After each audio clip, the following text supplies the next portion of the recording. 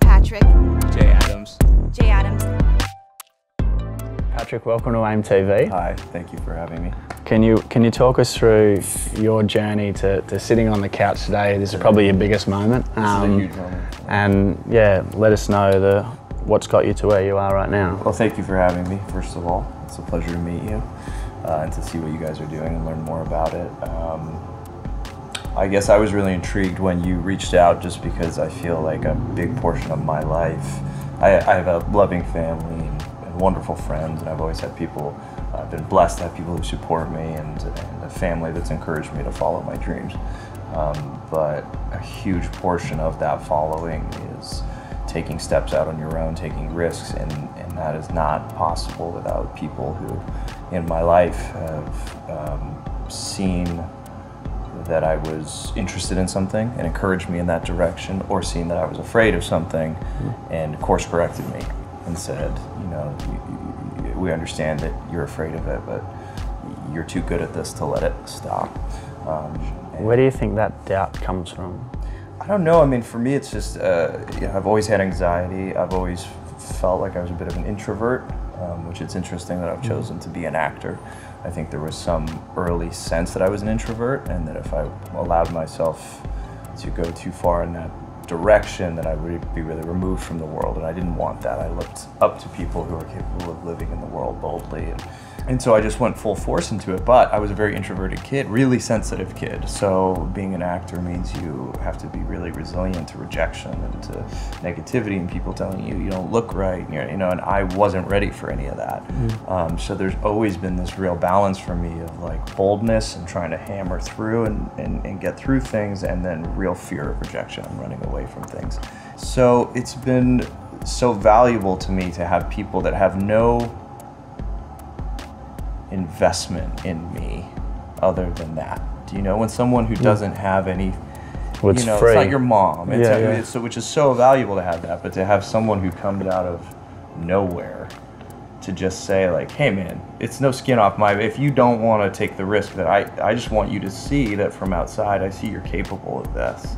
You're really good at this, and you have a responsibility to that talent, and to dig deeper and not make excuses for yourself or let fear guide you.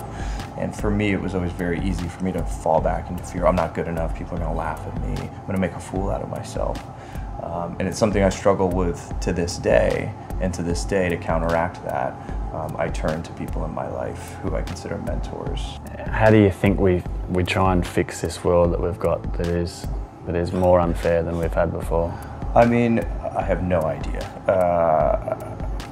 If anything, the last few months and years, the only thing that's become clear to me is that it's on a one-to-one basis. It's in small communities that things really change. But learning about what you guys do and thinking about mentorship, that's made me realize that the bigger changes in the world happen on a smaller scale, and then they just ripple out from there in incredible ways, because you change one person's life, that person changes 3 people's lives, and all of a sudden, you know, we live in a place where it's about educating and expanding people's ideas about the world and giving people opportunities they didn't know they have, so that they don't feel constricted.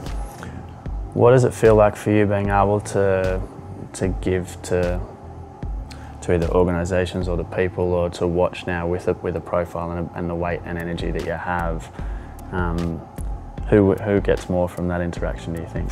I mean, I don't know who gets more. I'm only starting to now really get the chance to do it. I think I've led, you know, with no judgment attached to it, a relatively selfish life for the last 4 or 5 years because of the show just because work, and it's the first time I've ever been working like that. A few times I've gotten to sort of hop out of the selfish train and work with young kids that are in theater, or go and talk to, you know, alums that are graduating from my alma mater, USC, and try and create networks there where they feel like they have people that they can talk to as they make that transition from university to the real world.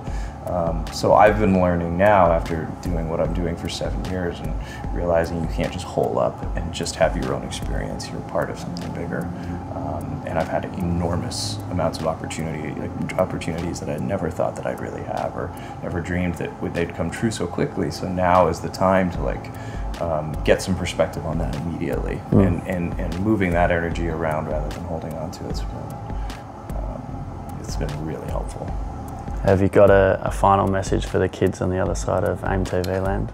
I guess for me, I would just say, change is scary. The unknown is a really, really scary thing, and you're gonna bump up against things that you feel maybe you don't deserve or understand, but that's the way for everybody, not just you. So you're not alone in that, and just keep focusing on the things that you love and you want, and they will come to you as long as you don't let go.